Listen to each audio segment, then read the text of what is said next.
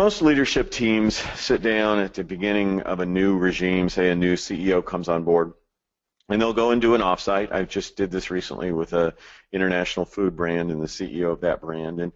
And we did the offsite, and we kind of tried to identify what is the future. We looked at the SWOT analysis, the strengths, the opportunities, the weaknesses, and threats. And then we kind of flipped it around, and we took our threats and tried to find opportunities out of them. We took our weaknesses and tried to figure out how we can make them into strengths. And all of that goes into the ingredients, but at the end of the day, you often walk out of there and you come up with a communication plan, and you say, okay, this is what we're going to share, and here's how we're going to share it, and here's with which frequency we're going to share it, here's how we're going to stay on message, and you do all of that.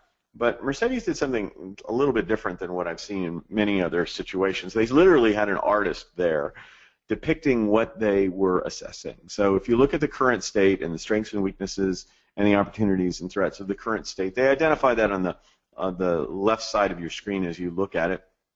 And that current state included the fact that they had great brand recognition, they had amazing products, they had kind of upgraded their fleet of builds across the dealership and required the dealers to all have a very similar look and feel. Their sales were going successfully, and their customer experience wasn't terrible, it just wasn't remarkable. So they assess all of that, then they say, okay, what do we want to be by 2020? What do we want our brand to be, and how is that going to look, and what's that going to mean in terms of customer loyalty and the way customers talk about us, and really, are we satisfied with being the best in automotive, or are we aspiring to be a global standard? And they did all of that and ultimately created a visual image of what the future could look like. And then the most important thing is the gap that exists between the present and the future, and they built a bridge across that gap, and they had certain pillars on which that bridge was going to happen, and they created tactics and an action plan to get them started that they could imagine to see the future.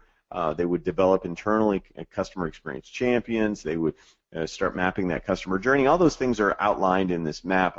It's maybe somewhat hard to see on your screen, and it's also available to you in the deck that I provided for your use later.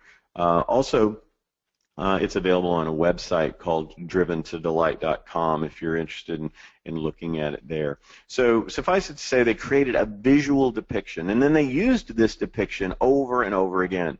So we know a lot about adult learning theory. Some of us can listen to this webinar, and just the voice is what you're going to remember.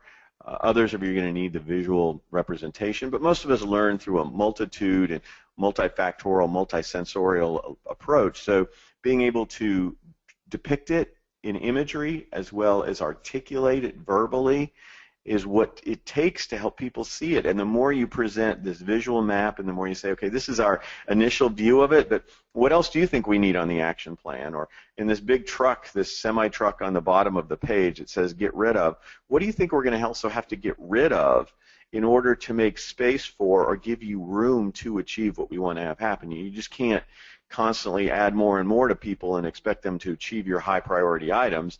What ends up happening is people pay attention to whatever they're being encouraged to do for a while, and some things start to slip. So in the past, whenever they tried to improve customer satisfaction scores, for example, they'd get a short-term increase for the time that they were emphasizing it, but not a long-term and sustained impact.